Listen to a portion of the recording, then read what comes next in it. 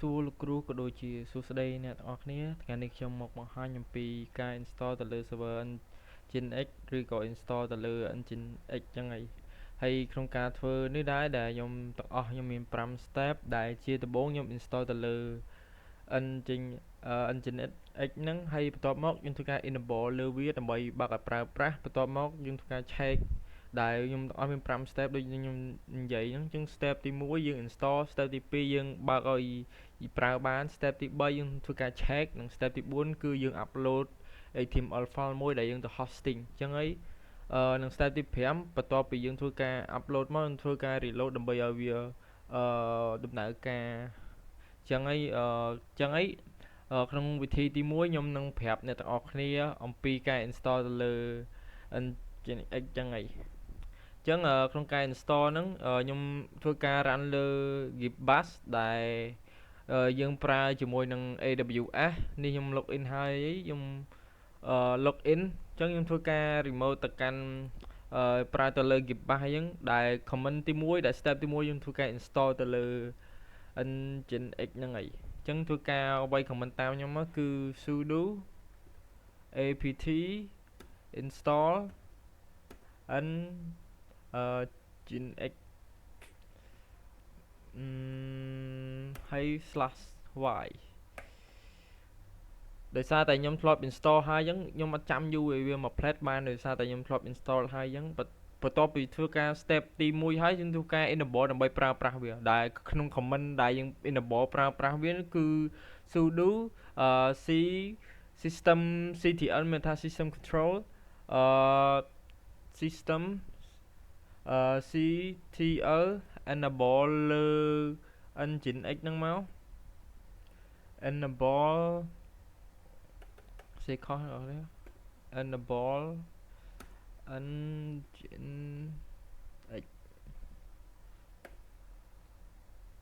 នេះយើងធ្វើការ enable ដើម្បីយើង access ទៅលើវាបានលើ server ហ្នឹងគឺ server ដើម្បីយើងប្រើប្រាស់ស្រួលហ្នឹងហើយបន្ទាប់ពីយើងធ្វើការNginx ហ្នឹងយើងធ្វើ install ហើយយើងធ្វើការ check status Nginx ហើយយើង enable បាននៅយើងប្រើបាននៅអីចឹងណាចឹងគឺ comment គឺ sudo systemctl system ctl status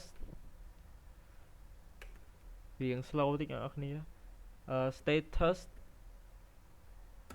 Nginx វានឹងធ្វើការ active មានថាយើងបើកហើយអញ្ចឹងវានឹងចេញពាក្យ active ពណ៌បៃតង active កំពុងតែ running ហើយនឹង enable លើនេះគឺមានថាយើងប្រើប្រាស់បានហើយបន្ទាប់មកយើង control C មកវិញបន្ទាប់មកយើងធ្វើការ upload file ឬក៏ hosting ដែលក្នុងនោះខ្ញុំមាន comment មួយដែលគឺ sudo chmod 77 slash ទៅកាន់ var ដែលមានថា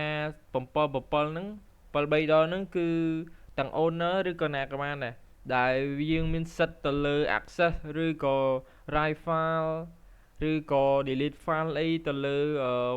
folder var/ww ឬក៏ /html folder ហ្នឹងដែលមានសិទ្ធ write ឬក៏ read ចឹងទៅខ្ញុំវាយមកគឺ var/ww/html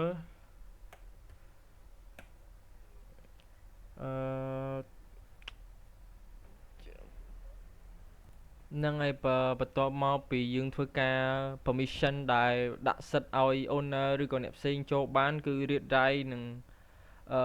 read write ឬក៏ហ្នឹងហើយ read write វាមាន7 read write ឬ owner អាច access ទៅលើវាបានឬក៏ loop ឬក៏ add អញ្ចឹងថែមបន្ទាប់ពីយើងធ្វើការ permission ហើយយើងធ្វើការចូលទៅក្នុង cd var ហ្នឹងមកដើម្បីចូលទៅក្នុង folder ហ្នឹង /var ww /html/ ហ្នឹងហើយបន្ទាប់ពីយើងធ្វើការចូលទៅកាន់ folder ហ្នឹងហើយ dương thứ ca upload vô file để dương trong upload nó rồi có hosting nó tự đặt trong file Sierra nè trong file ní để nhung remote ấy hay rồi rồi chân nhung thôi ca trôi từ can folder để dương trôi môn năng máu để dương checklist check trong nắng cứ miền ấy class đại nó trong folder nắng cứ s.x đại miền p file cứ index html index dot an trên x nắng hay mua chấn cho mới nhóm check từ nhóm mới check mới từ lơ file sẽ ra nhóm miền chân man nhưng từ 4 cho folder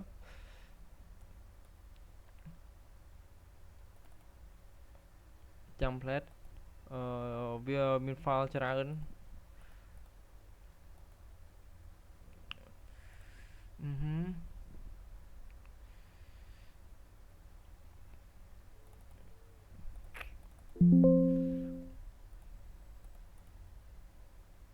nè mau ấy cứ dương từ 4 cứ file và nắng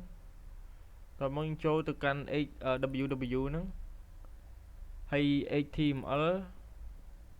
nè mình file để nhóm phép môn nắng cứ nó không nghiệp ní chẳng là nhóm thư ca copy file mỗi đầm bay hosting ta chọn đăng thời bị đai ở chẳng nhóm thư ca điệp trong html mà nhóm copy cho cái ní đại nhóm điệp trong hai giấy chẳng nhóm thư ca hồ trái từ can để html để nhóm trong hosting nắng cứ ní file mới ní nhóm copy đã cho không đi máu viên thư ca tiên để lại mau ấy trong flash ở cái ní ní mau ấy nè năng ấy nhóm thư ca check từ lơ nghiệp nhóm tha trong đơn tha video art cứ ls độ lx cứ mau ấy cứ portfolio ní hay nhóm thư ca thư độ độ x mới ní mới tiết cứ mau ấy dùm đầm base room mới cứ portfolio em ní cứ html thư ca hosting lơ vì chẳng là biết step đại thư ca nắng cứ bài nắng hay bật to bị dùng thư ca tiền đã hái bật to bị thưa hai ấy chân nhung thư ca copy IP bao nhung cứ chọn đăng thảo việc làm lại ca việc hosting ban chụp chạy át chân nhung thư ca bao tờ lơ stand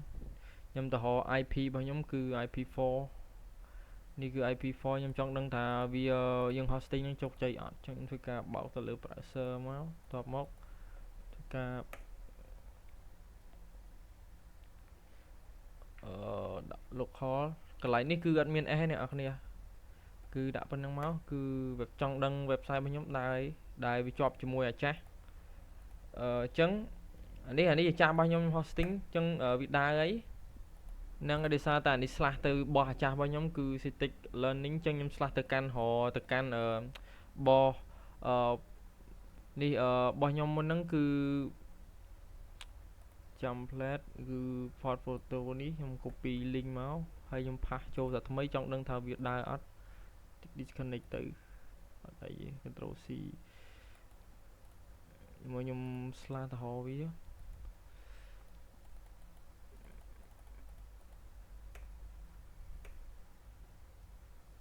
នេះចង់ដឹងថាវាដើរអត់ចឹងនេះគឺជា HTML file របស់ខ្ញុំមួយដែលខ្ញុំធ្វើការ hosting ទៅលើ file Sierra ចឹង project របស់យើងគឺធ្វើការ deploy ជោគជ័យនេះគឺ file ដែលខ្ញុំ file port Leo របស់ខ្ញុំហ្នឹងខ្ញុំធ្វើការ deploy វាបានជោគជ័យហើយការ deploy របស់ខ្ញុំមានតែប៉ុណ្្នឹងទេហើយដែលខ្ញុំចង់ប្រាប់មួយទៀតគឺពេលយើងប្រើយ៉ាងហើយពេលដែលយើងឈប់ប្រើយើងត្រូវបិទ instance នេះទៅលើ AWS ដើម្បីកុំឲ្យវាកាត់លុយយ៉ាងទៅខ្ញុំចង់និយាយថា AWS នេះពេលយើងប្រើធ្វើការ hosting ទៅវានឹងកាត់លុយរបស់យើងនៅក្នុងហ្នឹងបើយើងឈប់ប្រើយើងគួរតែបិទទៅដើម្បីការពារកុំឲ្យអស់លុយនៅក្នុង AWS របស់យើងហ្នឹងអញ្ចឹងហើយបន្ទាប់ពីយើងធ្វើការឥឡូវខ្ញុំ list សារថ្មីចង់ដឹងថាកុំឲ្យនេះខ្ញុំធ្វើការ list វាសារថ្មីមកពីបន្ទាប់ពីការ list នឹងបានជោគជ័យអាយ៉ាls ls.h នេះធ្វើការ list នឹងបានជោគជ័យយើងធ្វើការhosting ទៅលើ HTML យើងបានជោគជ័យអីបន្ទាប់មកគឺ step ចុងក្រោយគឺ reload ដើម្បីឲ្យកុំឲ្យវានេះឲ្យវា reload ដើម្បី get new គឺខ្ញុំបើ comment ហ្មងទៅដូចយើងធ្វើអីមួយហើយយើង restart ដើម្បីវា smooth ជាងមុនអញ្ចឹងទៅកុំឲ្យវាជាប់អាចាស់អញ្ចឹងទៅអញ្ចឹងយើងធ្វើការ sudo អញ្ចឹងមកហើយ system system ខ្ញុំធ្វើការចេញសិនមកកុំនៅក្នុង folder ហ្នឹងធ្វើការចេញអស់សិនមកហើយខ្ញុំ sudo អញ្ចឹងមកគឺនេះខ្ញុំចេញអស់ហើយគឺ cd ប៉ុន្នេះមកវាចេញមកទាំងអស់ហើយអញ្ចឹងធ្វើការ sudo system ctl reload reload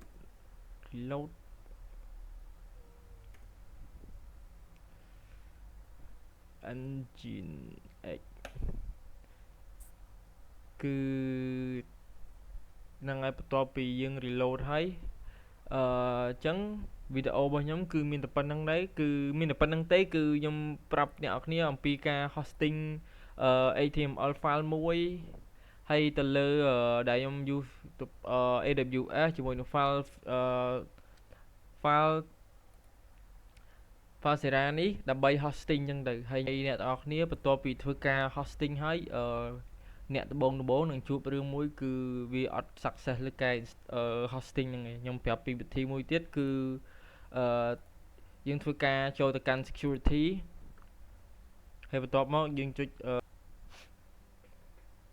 ចូលទៅកាន់ security group នេះហើយយើង click លើនេះមកបន្ទាប់មកចុច edit inbound rule នេះដើម្បីយើង permission វាមួយដែលអ្នកដំបងចូលមកនឹងhosting ទៅវានឹង get error ដោយសារតែយើងអត់បានដូរកន្លែងនេះគឺចូលមកដំបូងគឺ SSA កន្លែងហ្នឹងយើងធ្វើការ change វាទៅ all TCP ដើម្បីធ្វើការ hosting ទៅបានវាជោគជ័យហើយហ្នឹងហើយវីដេអូខ្ញុំគឺមានតែប៉ុណ្្នឹងទេអញ្ចឹងខ្ញុំនៅបញ្ជាក់តែប៉ុណ្ណាដដែលអញ្ចឹងបន្ទាប់ពីយើងធ្វើការ hosting ហើយធ្វើការប្រើ AWS ហើយយើងនឹងធ្វើការបិទទៅលើ AWS នឹងដែរកុំឲ្យវាកាត់លុយយើងអញ្ចឹងទៅអញ្ចឹងក៏វីដេអូខ្ញុំក៏ប៉ុណ្្នឹងទេក៏សូមអរគុណសម្រាប់ការមើលនិងរហូតដល់ចប់